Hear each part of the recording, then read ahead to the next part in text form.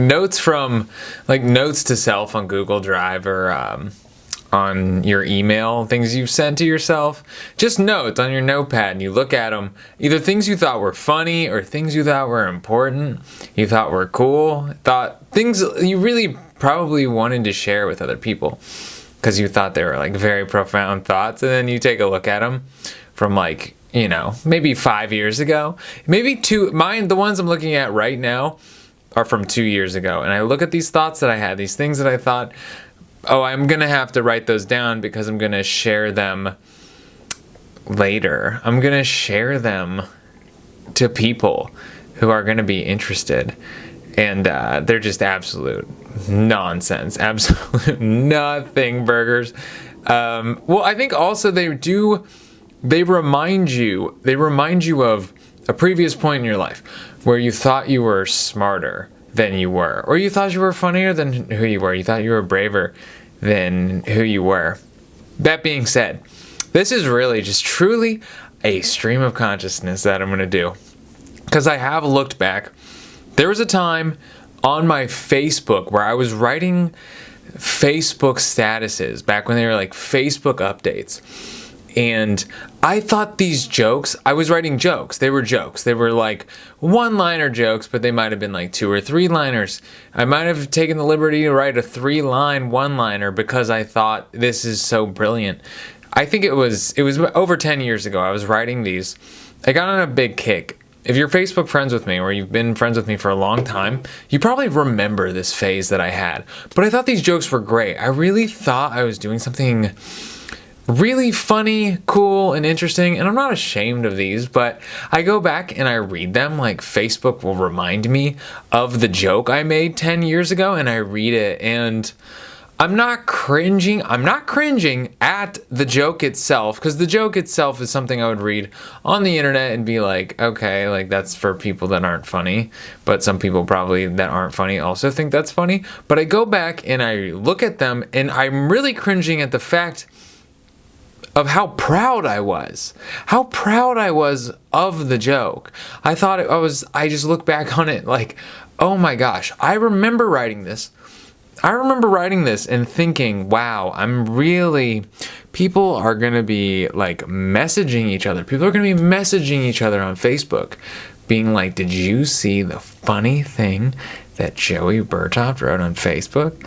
I remember, maybe I didn't think everyone was going to be doing that, but I'll carry this into the future now, though. I do think that whenever you post something on Instagram, I do this all the time. I post it and I think about everyone that likes it. I go through the like list. The entire like list, and I think about each person. Hannibal Buress kind of has a joke about this, but I think about each person experiencing it, each person that likes it, so I know they saw it, and whatever liking it means to them, whatever them double tapping, whatever criteria they have for signifying, wanting me to know that they saw it, I go and I imagine them observing my Instagram post, and and then I think about myself when I like someone's Instagram post. I think about how little time and thought I actually give to that Instagram post. And how very unjudicious I am. I pretty much like everything. Anything that's from a friend, anything that's from someone that I don't not like, I will like their Instagram post just to let them, because I like them. I'm like, good for you. I want you to be happy. I know this does a lot for me, so I'm going to give it to you. So I think about the very little energy that someone actually spends thinking about the thing I put on Facebook, the thing I put on Instagram, and I extrapolate that to everyone that liked the Instagram, and I'm like, oh my gosh, how much time and energy we think about how much people are like thinking about the things we do, and how much time, like how much we occupy other people's brains and we don't. How much time I should speak for myself. I have a very bad habit of projecting the things I do onto everyone. And that's not true. But I think about how much time I spend thinking about how often people are thinking about me. And once I start doing that, I'm like, oh, I'm insane. I'm an insane person because nobody, that's not true because people say that, like, nobody's thinking of you. That's not true because you're thinking about people sometimes. Sometimes you are thinking about something. Sometimes you're looking at someone's Instagram post and you're like, really, like, whoa, I'm going to be thinking about this later in the day about how I feel about it. But very, very rarely. But whatever. Honestly, I get it feels good. That's the thing. Getting like a lot of likes on an Instagram post, it feels good. I don't think it has anything negative effects on it. People would probably say, well, you're finding love through validation of like acquaintances and people you barely know. Like, so what? I found love. Suck a dick. Who cares? Go find your own love and go critique that. I'm here enjoying the fact that 14 people liked my Instagram photo, so fuck off. That's how I feel. Because I'm trying to think now where you find self-worth. And I don't think it matters. Like, I don't think it really matters where you find it. As long as you diversify your self-worth, I think it's okay. As long as you don't put all your eggs in one basket, I think you're fine. When people talk about, like, loving yourself, like, you need to figure out how you're going to love yourself and give yourself self-worth. But I don't really know if you can, because I think at the end of the day, it's all worth. You can reach that. You can get things that make you feel like you're good. I don't know. I talk about playing guitar all the time, but I play guitar all the time. But I do play, but there is part of me that's like, I'm like practicing to play for the camera or to be in a band or to perform live for someone else. I want to write music for someone else. I want to perform it in front of them. I want them to experience my creativity. So do I get fulfillment? Do I get self-worth from being good at guitar? I do. But someone talked about this. Someone was talking about this show called The Good Place. And I guess you die, you go to purgatory or whatever, and you live there forever. You continue to exist forever. And someone said, yeah, you can do whatever you want, everything you wanted to do on Earth, you can go do there. One of the examples was, you can learn how to play guitar if that's something you've always wanted to do. And I'm like, okay, if I knew I was going to live forever, I wouldn't get really good. I mean, I don't know. I wouldn't get really good at guitar because I play the guitar, but I'm like, if I was the only one who was going to hear it, I don't think I would play. I think I'm playing guitar for other people. I think I'm learning to play guitar. I think I'm like learning to play guitar, and I learned to play guitar when I was younger to impress people. I'm sure I did. I'm sure I did because I was fat. And then when I stopped being fat, I had a lot of acne. And I mean, nobody's secure. Nobody really likes themselves when they're in middle school for one reason or another, but those were my reasons. I was fat, and then when I stopped being fat, I got a ton of acne. So I didn't really have any self-worth. Nobody really like looked at me. I had a decent amount of self-confidence. I mean, for a kid, I wasn't gonna like jump off I'm not gonna climb the flagpole and jump off because I was too fat. But whatever, I don't know. But I had to learn to play guitar, and I had to learn to be, dare I say, I had to learn to be funny, or at least annoying. I had to learn to get attention. I had to get people to look at me, because that's where I found fulfillment. That's where I found self-worth. So I learned how to play guitar, because I had to, out of necessity. I learned how to make people laugh, because I had to. I needed someone to engage with. I had to have someone care. So yeah, and I think about it now, and I'm like, I'm playing guitar, and I mean, I guess okay, yeah, all right, I've got another example. I'm going to keep going with this guitar thing, but I do think I play guitar and I write music for other people. Anything artistic that I do. Right now, I am doing this, I do this for myself because not a lot of people watch it on YouTube. A couple people watch it on sound or listen to it on the podcast version. So I do enjoy knowing that people are experiencing that way. I also do this just for myself. I wouldn't do this for myself. I would, if I wasn't putting this on YouTube for someone to possibly see, I wouldn't do this for sure. But there is something nice. I do play this back and I do listen to the things I say, and I do think this is good stuff. I do like the stuff I say. I love my own stream of consciousness. If I didn't, I feel like it'd be incredibly arrogant, assuming that other people would when I don't even enjoy myself. It's really neither here nor there. But I wanted to go back to surfing. I was surfing this morning, and I was like, I'd been a little bit, I don't want to say depressed, but I'm like kind of in it right now. And I said, oh, I'm gonna surf tomorrow because I'm like pretty lonely here at the moment.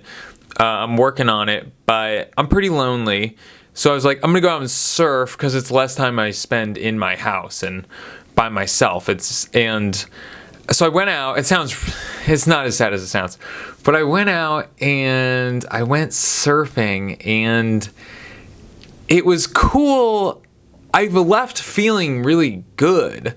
I caught a decent amount of waves. I mean, they were mostly, it wasn't an exceptional day, but there were tons of people out there today, but there was something about being there and talking to other people where I was like, okay, what was it? What was nice about that? Because I don't have like a GoPro out there. I'm not filming myself and then uploading it, but there is something nice about, I started surfing not for other people, for definitely not. But at the same time, it is nice to be a part of a group. I think it would be incredibly lonely if I was out there by myself. But there were other people, and it does feel good. It feels good. I went and I watched the video. There's like Surfline, so you can look at the video of people surfing that area. So I'd been home and I looked at the live stream of Bolsa Chica, and I thought to myself, I had a moment where I thought, oh, that we were there. I was a part of that today. I was a part of that surf session with everyone else, and that felt good. That felt good to me to look at it and say, oh, I was there too. I was there. I was a part of that. And that was nice. So,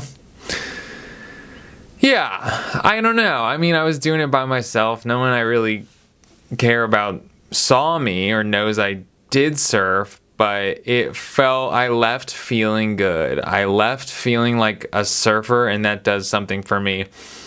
And I don't care who knows it. So I think that's one reason I like to surf, because it does give me self-confidence, because I go out and I do it and I can do it, and I feel like I belong. I feel like I'm doing something with a bunch of people, and now I don't feel like a phony out there. I feel like I have enough confidence to play the part. I don't feel like an imposter. I can catch some waves. I can do all right. So it does something good. It does give me self-worth. It does give me fulfillment as a person that I desperately need. I'm still figuring it out. I'm still working on it. Man, I had a moment this summer where I was like king of self-confidence. Nothing could get me down. It was crazy because I think I struggle with, I think like everyone, I was dating this girl and I thought that this is real vulnerable. And I would have moments where I was like, let's say like a night and when you haven't like established anything sort of, what's the word? I'm learning a lot recently, but you haven't established anything exclusive. So part of you on a night when you're not seeing them, you're like, I don't know what they're up to. I don't know what they're doing. Who knows what they're doing? Maybe they're getting into somebody else. You have those thoughts. And then I had so much self-confidence that I was like, oh, I don't really care if they're out doing something with someone else. I was like so in my own world where I was like, I'm enjoying the experience with them so much and they give me what I need that it's really not any of my business what they're doing on the nights that they're not with me, which takes a lot of self-confidence, because I'll tell you what, I don't have that right now. I don't think that way. And to think back of me being like, who cares what they're doing now as long as it's good, as long as I'm getting what I need, whatever they're doing is none of my business. So yeah, I don't know what I was on, but I was like I don't know what was going well. I don't know what was going so well in my life where I was just pulling all this self-worth and self-confidence to really not care what anyone else thought of me. We'll see if I get back there. I'm hoping so.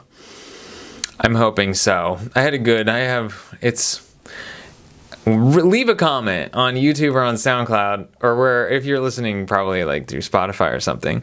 But I'm so temperamental, like minute to minute, how I feel about myself, going up and down. But I think the real problem is when you think about yourself too much.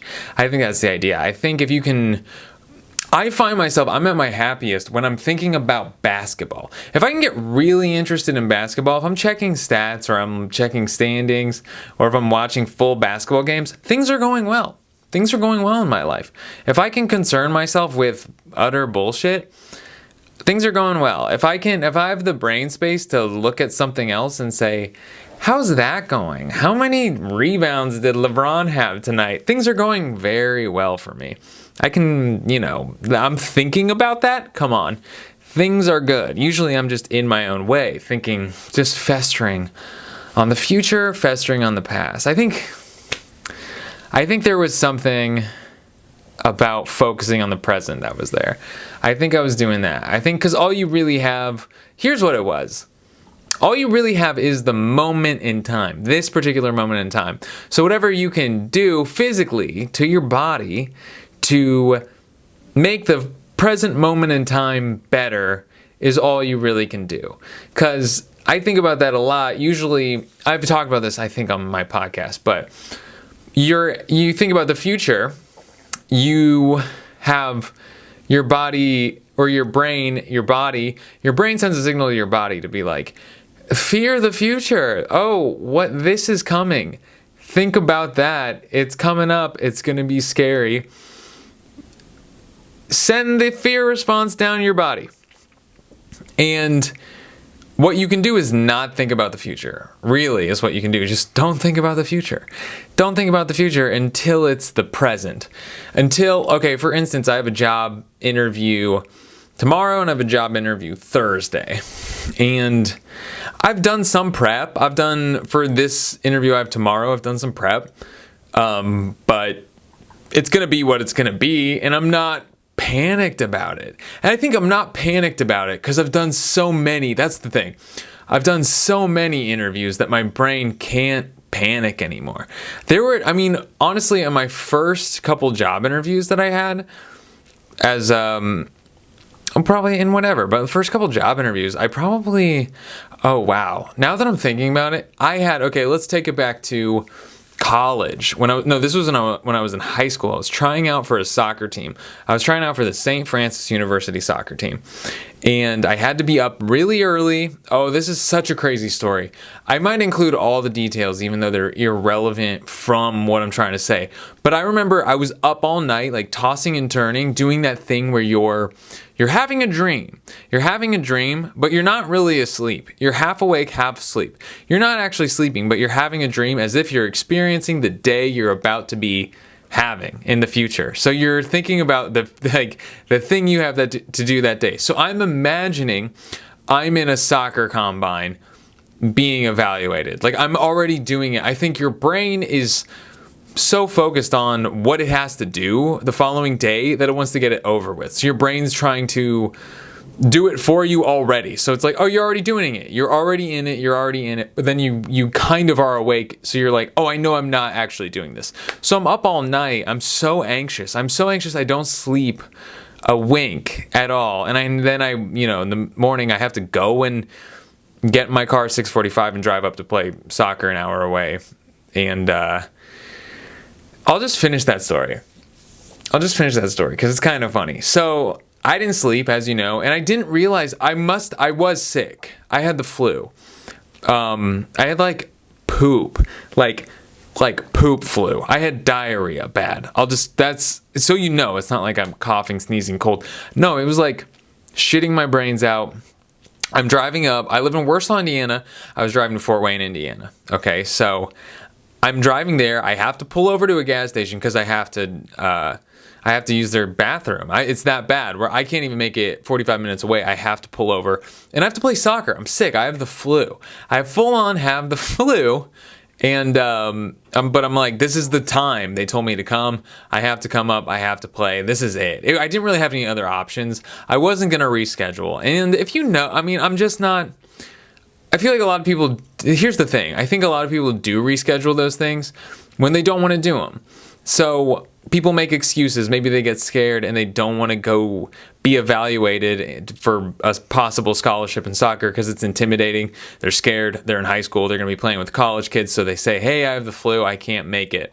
And I don't think the coach probably doesn't buy it. I don't know. So I didn't want to make an excuse. So I went and I was sick as a dog. So I go, I play. I had a pretty good tryout. I made the team. I didn't go to that college, but I had a good tryout. So I got there. Your brain turns it off. Your brain goes into survival mode. And I played. I played for a while. And I did well. And I'm supposed to meet with the coach after. He says, hey, come by. We'll talk scholarships and stuff. Come to my office. And I was like, okay. I was like, all right, cool. That's good news. But as I'm getting done playing soccer, I'm getting sick. I'm like, the adrenaline's gone and I'm returning to my sick state and I don't feel well. So I go and I'm in his office and one of the players on the team is in the office with him. And they're watching some guitar video, some like Eric Clapton, Grateful Dead, some sort of video.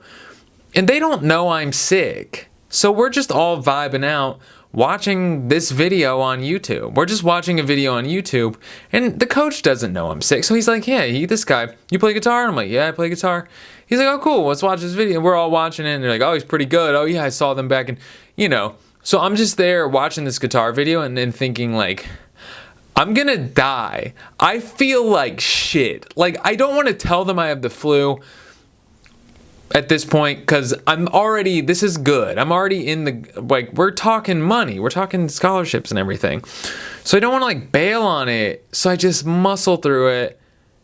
And I get through it, whatever. The coach offers me some money. And then I get, oh, man, I don't want to, I'm not going to finish the story. But it was a total nightmare. It ended up being 12 hours. But my point is, and I can bring it back to what my point was. My point was I was scared. I was full on experiencing insomnia because I was about to try out for a soccer team. And I don't think the stakes were that high, if I'm being honest. I just don't think the stakes were that high. It wasn't that big of a deal.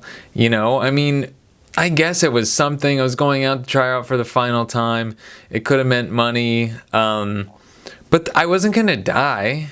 So now, probably in the first couple job interviews I had, with the job I do now, I probably lost sleep over them, but you do it so many times that you realize there's nothing to be afraid of. You experience some true disasters, and it just gets easier because you don't die with these things.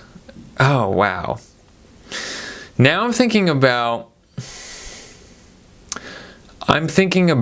dates. Oh gosh. Okay, I got a story. So, kind of, but I remember going on dates. This is when I was in Cincinnati. I was still a virgin at the time, and hadn't really. Again, I had acne. I was fat. I just got into a state where you didn't like pursue romantic relationships. First of all, because you just aren't used to them. You're not used to that level of intimacy. You're not used to being on one-on-one with someone that you're attracted to. It's not something you go seeking. And also I was Christian or religious or whatever, but I wasn't trying to have sex for whatever. It's neither here nor there, but I didn't want to have sex. I was like I wanted to save myself from marriage, I believe. It's funny that I'm embarrassed when I say that. I'm like, oh, I'm so embarrassed that I was saving myself from marriage. It sounds like just the worst bitch-ass thing to say, but doesn't matter. But I was starting to date because I was horny. I think I was horny, so I think I just wanted to do sexual things with someone. I also was just curious about women. So I'm kind of going through the experience that most people have when they're 15, and I'm like 25. But the first couple dates I went on, I remember being so nervous, just so anxious, like being like, oh, I shouldn't have done this. I can't believe I'm going on a date. What do they look like? Oh man, and just like teeth chattering. But cut to, now when I would go on date, like a couple years ago, I'd go on dates like all the time. Like I had no anxiety. I had none. It was just like, oh, there's the person, cool. We're here. I'd met so many new people that I didn't have any nerves whatsoever. I had such horrible dates before that I'd seen it all. There was nothing that could surprise me. Nothing could give me anxiety because you'd done it so many times. So yeah. And I was listening to a guy, JJ McCullough. I'm going to be honest. I don't remember how I got to being scared. Oh, I do remember. Anyway. Yeah. Yeah, I was, I don't know which direction I want to go. I can either go the direction of being, when you're scared, when you're anxious, or if you're sad or you're mad, you want other people to be that emotion, and you can't help it. You put that out into the world. I've become aware of that, and I'm very cautious of it now.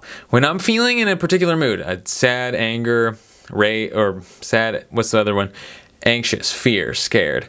I know, and I say, when I'm interacting with another person, I'm like, I am aware of what's going on under here, and I'm going to put my best self forward. I'm going to put my best, most joyful, positive, curious, interesting self forward because I want to give that to someone else. Because if I give whatever I'm experiencing right now to someone, it's me, it's what you're experiencing, it's you, and it's your authentic self, but it's only going to make the other person, you're only going to rub off on the other person. So now when I'm having conversation with someone, I'm very aware that if I do talk about whatever I'm experiencing, I'm talking about it in a way that's positive and can hopefully spark joy, hopefully create joy in the other person.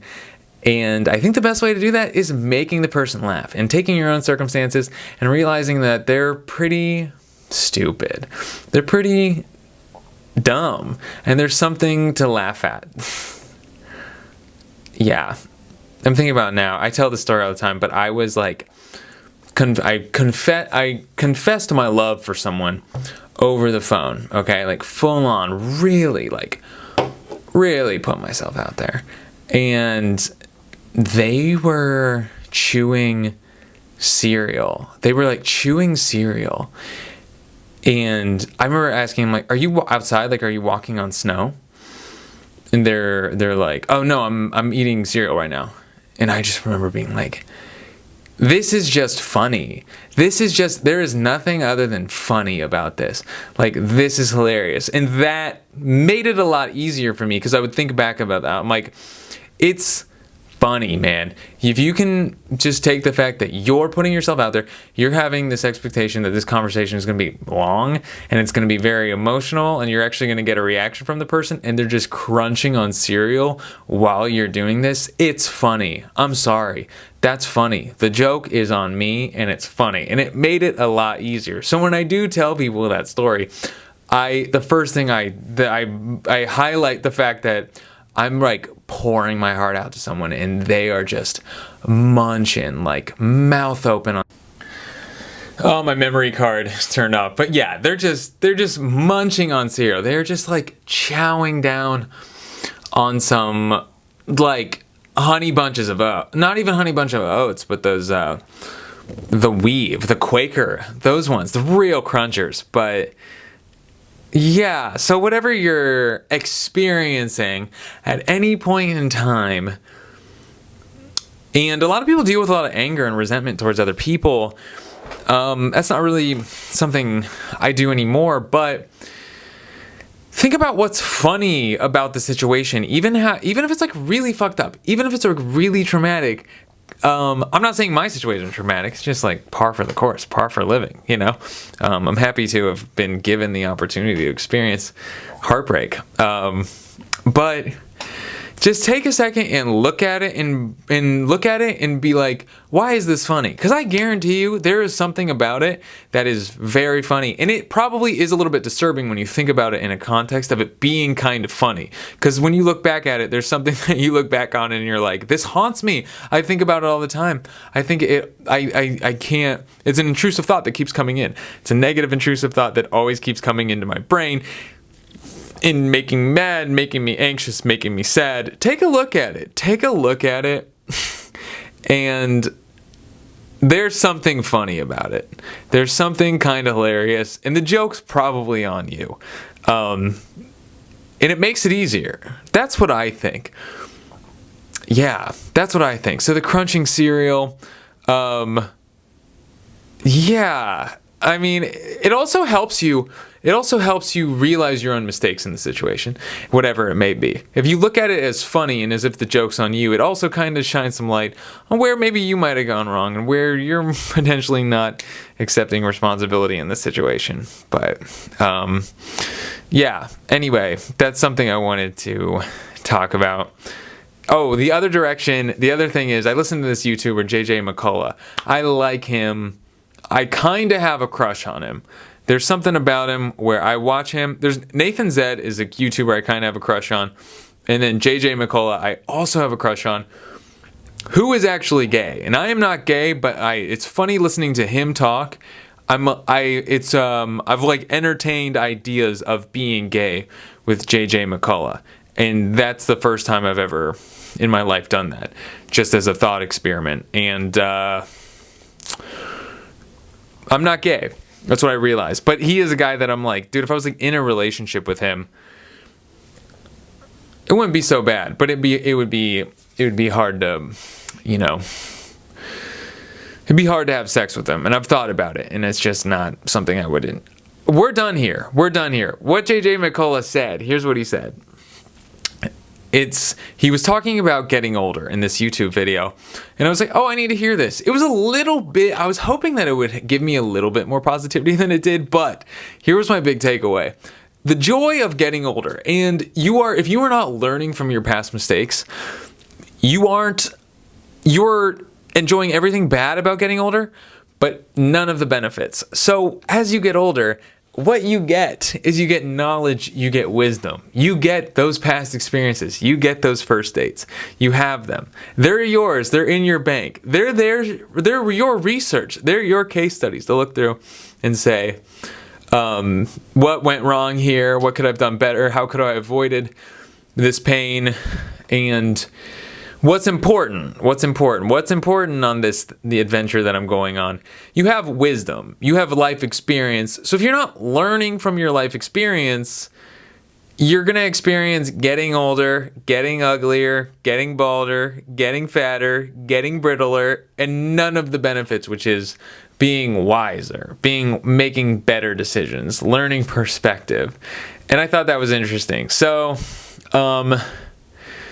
yeah, when you start encountering the same situations in life, which we all do, just take a second, take a beat, take a minute, and go back through the catalog of everything in your brain and ask yourself, have we seen this before? Have we experienced this before? What can we learn from our past experiences? And that's what I've been doing lately. It's so hard. It's so incredibly hard, but I think keep this in mind.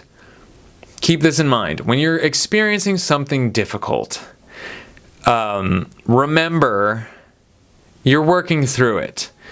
That experience that you're having in your brain, as long as you're not holding on to resentments, as long as you're looking at the situation for what it is and trying to be a good person about it, trying to be better for it, trying to accept responsibility and try to have a mature attitude, you're working through it. It gets better on the other side. That pain, that cognitive dissonance that you're experiencing, it ends. You work through it. What that is pain of you wrapping your head around the idea, around the experience, and trying to put a nice bow on it and say, this is what I learned from it. And it's difficult as fuck, but it does just end.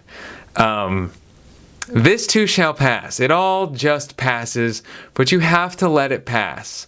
You have to work through it. You got to do the work. You got to go through, you got to look at it for what's really going on. My friend Zach Powers always said, Zach has two things that always stick in my brain, and they become more true as life goes on. The first thing he ever said to me, I broke up. I mean, it was like seeing this girl that I liked, and it was my birthday, and we were meeting at this restaurant, and I wanted her to come, even though we'd broke up. We'd only been seeing each other like a couple months or something like that, but it didn't work out. So I told him we'd broke up, and we were meeting there, and I said, I got to pick up this girl. And he said, why? And I was like, well, he's like, you broke up with her, right?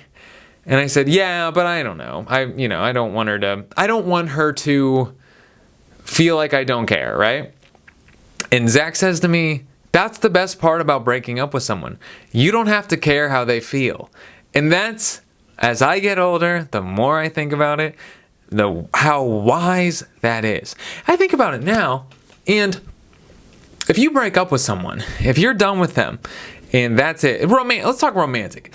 If you break up with someone, you don't have to care about how they feel. Also, I'll say you should not care how they feel. You shouldn't want anything bad to have them. You shouldn't care if they're sad, if they're mad, if they're depressed. If you did your thing, if you kept your side of the street, you broke it off, you did what you did, you don't have to care how they feel, and you also should not. You should not let their emotions affect yours. You should not be emotionally affected by them, and they shouldn't be emotionally affected by you. But them being emotionally affected by you is outside of your control. So don't be emotionally affected by them. So I think I've been thinking about that lately. So not only was Zach saying something so wise to say, you don't have to care how they feel. Like, you don't have to pick her up. You don't have to do that. That's the beauty of it. You don't have to do that. But, like, also don't. You don't have to be emotionally tied to this person. Whether they give a fuck if you're a good person, if they can get to your birthday party. Who cares? But that's something I've learned. These things stick with you. They stick in your brain. They don't go anywhere. They live forever. All you have is your own life experiences. Be kind to yourself and be kind to people, and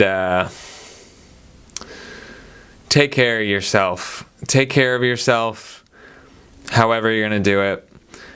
Sometimes you take care of yourself and you think you're taking care of yourself, and then you look back on it and you're like, no, I was not taking care of myself. That was not the right direction. So sometimes in your best efforts, you think you're doing the right thing for yourself, and you're not.